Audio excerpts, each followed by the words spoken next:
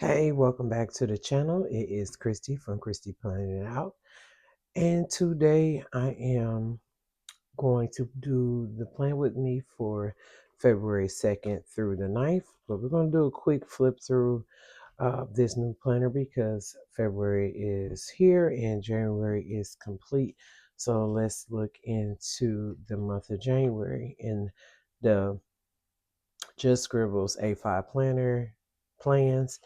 And so this is my monthly calendar. It's nothing too exciting here, just indicating different holidays that came in that day. And then switching over to the first week. This is how I was still feeling my way, trying to understand how I wanted my weeks to appear and look and set up. So we have a weekly overview page, and then we have our daily pages, and those were really nice. Liked how that all turned out. And we have the second week in January. Kind of went with the to-do list at the top. Still figuring out the best way to work around how to use this planner because it's something new to me this year. So, and these are my daily pages. And then we go over to week 3. Fill in my appointments and things I need to keep up with, reminders, and then decided to start using the checklist and then the weekly overview page with daily pages to follow. And those turned out really nice. They look a lot different once they're already journaled in. This is the following week from the 19th to the 25th, and we had a kit over here on the first 2 pages, and then we used some stickers to change it up. I like that, bringing in specific dials and stuff. It wasn't a theme from they carried over. So I really liked how these pages turned out. And this is this past week of January 26th to February 1st. We used a kit here and we went all through the following week with those kits. And this is how it turned out. This is the last plan with me that I did. And so here we are. We had a January recap. I haven't filled it in yet. I have my goals here for February, but I was going to wait till after I film this to fill those in. And then I've already decorated February's calendar. And then we have like important things to remember, whatever I want to put in there for the month right here. It's decorated, ready to go. And hey, it's Christy, voiceover Christy. I decided to switch this over to a voice recording because the first video that I did was for this week was just so hard to edit. So I wanted to be intentional. And so I decided that this video would be a voiceover. So while I'm laying out these pages for the spread, right now I'm currently laying down the framework for my homepage where it has the horizontal calendar Monday through Saturday on one side, or excuse me, Monday through Sunday on one side, and the other is mainly for like to-do priorities, and then a habit tracker at the bottom. But this has been the way I've been planning for the beginning of the year in this A5 Just Scribble Plans planner. I really am enjoying the layout. It does take some adjusting to, especially coming from a vertical planner. So that I've been kind of navigating that space with that. But so far, it's plenty of space to keep track of everything. It's plenty of space to write in, and I'm quite pleased how it turned out. The stickers here are from TaylorMade. I do believe this is from the purchase I made at the end of last year, and um, it's just like I bought some random pages, so it's just the florals and then the shopping sheet, and so I add that in. I put in some headers and putting in the priority focus for the month with a to-do section. I pretty much I'm going to list out the things I want to make sure I'm taking care of this week. Especially when you're sick, you're just like you really need to write everything down to make sure it gets done. But I wanted to talk about something that's been on my mind lately.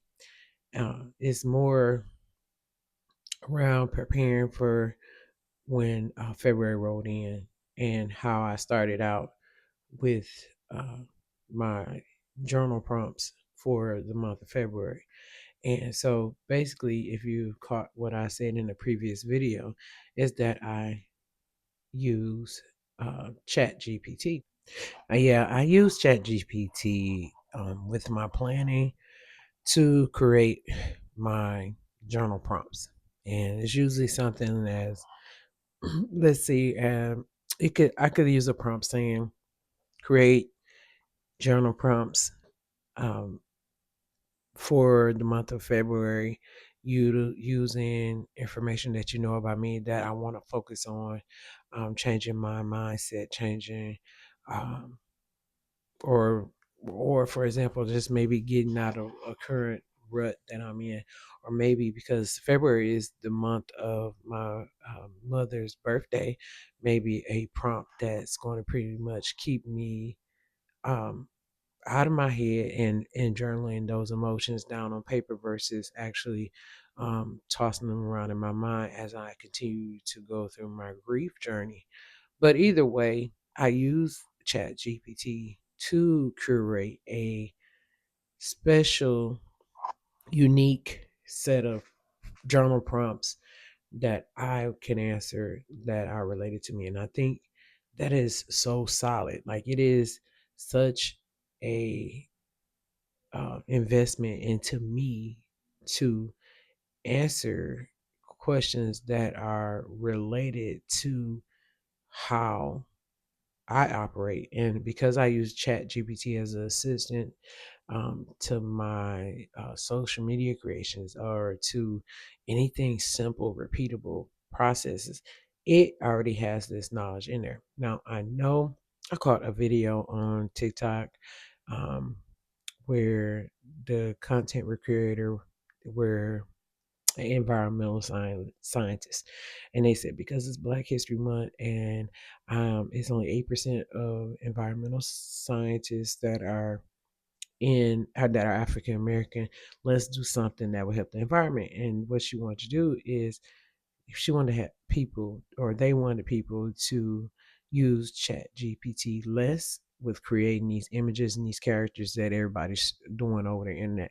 Simply put, though, and I understand that it takes the water to cool these data centers down, and true enough, it is from the over. It's going to continue to increase, and I imagine it's increasing more because of the artificial intelligence. But simply put, that decreasing the amount of chat GPT usage versus um, what all the things that's going on in society with Internet of Things, and you have all these different data centers. You have autonomous vehicle cars. You have all these different things that rely on the internet, social media platform, hospital, medical records.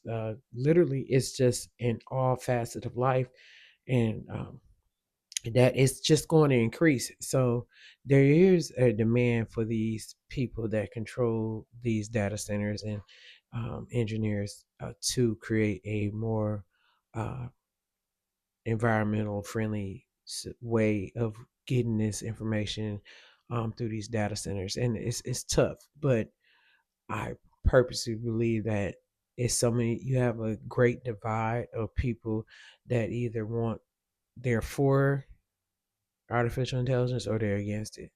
And simply put, if you whether you're against it or for it, it'll basically come down to it's happening.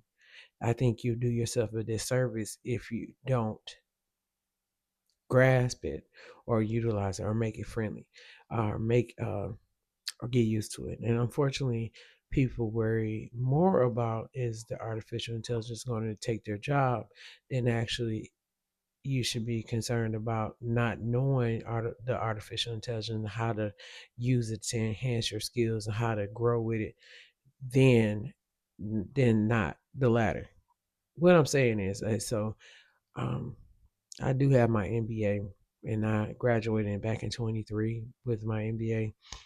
And one of the courses that I had to take before I graduated was solely on the significant growth and scale of how the Internet of Things is going to ramp up. It's going to continuously grow. So back 3 or 4 years ago, it was a major deal cresting into what we have now. Like, these AI, these chat GPTs, Gemini, Copilot, all these different things were taking off, and they've increasingly grown so much more.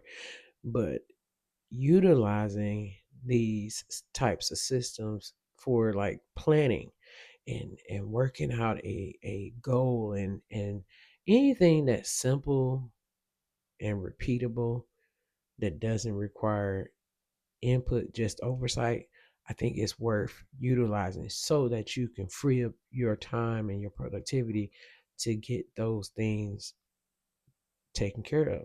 So it's like an assistant in planning. I going back to like using these for journal prompts.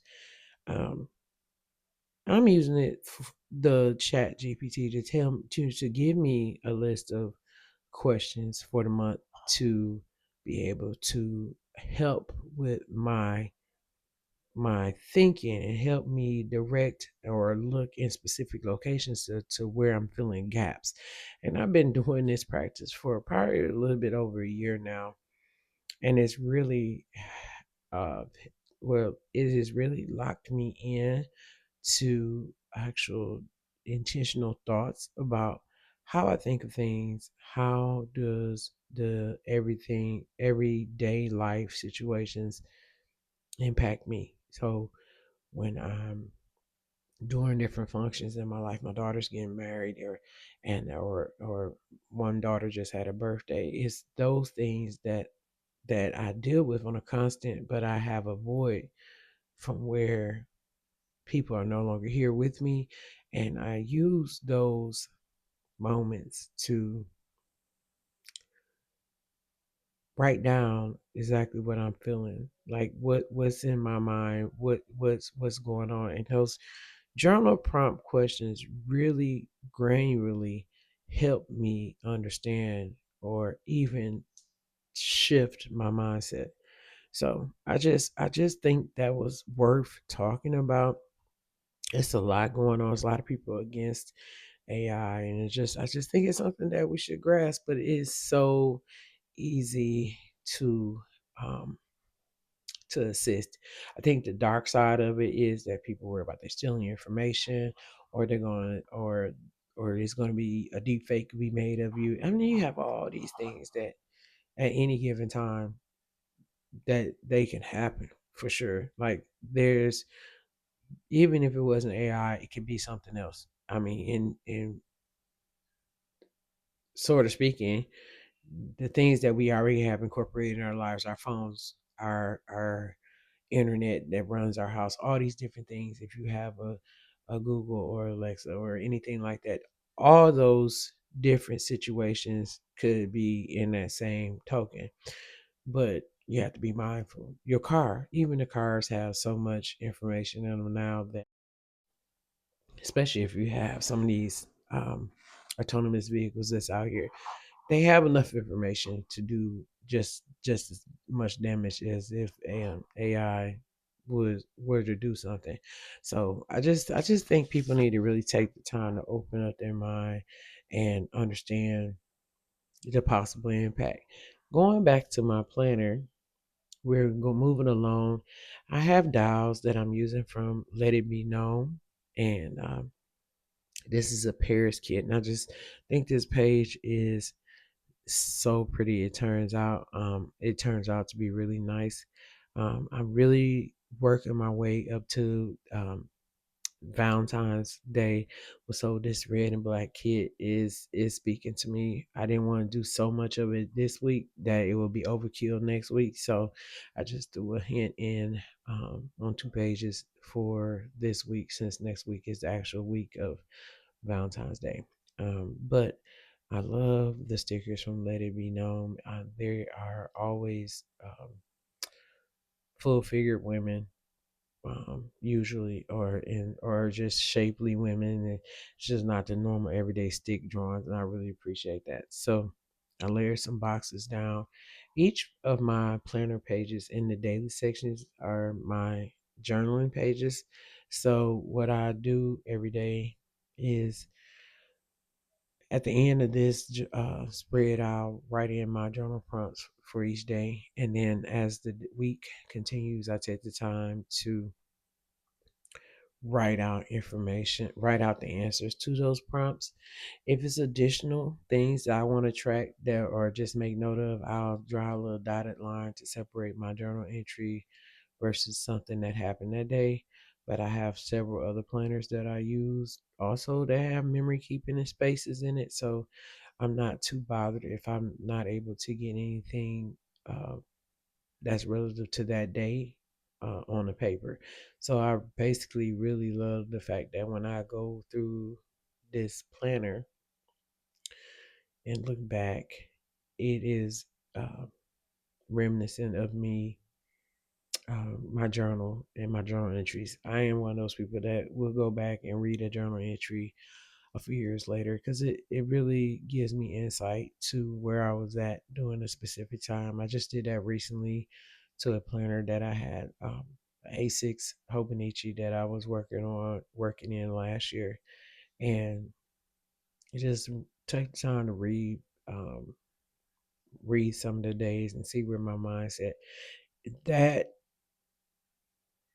process alone helps build so much gratitude. And when I say that, I mean just looking back at the pages of a planner where you made a journal entry maybe 2 or 3 years ago or a year ago can give so much insight about how far you've come, how far a situation has changed. Something that you journal about could have been taken care of. And also,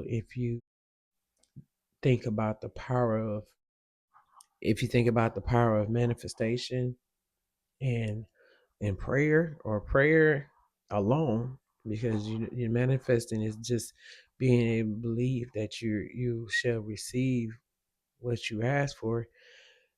I think it's such a clear way to be grateful.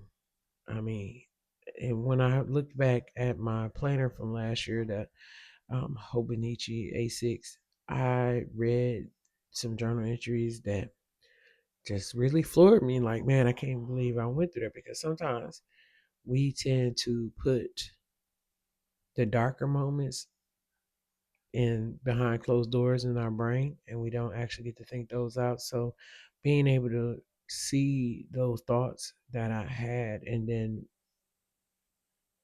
place it in comparison to what is going on now or today, it just gave me the level of being able to have gratitude, because I faced things that I thought I could never or would be strong enough to face.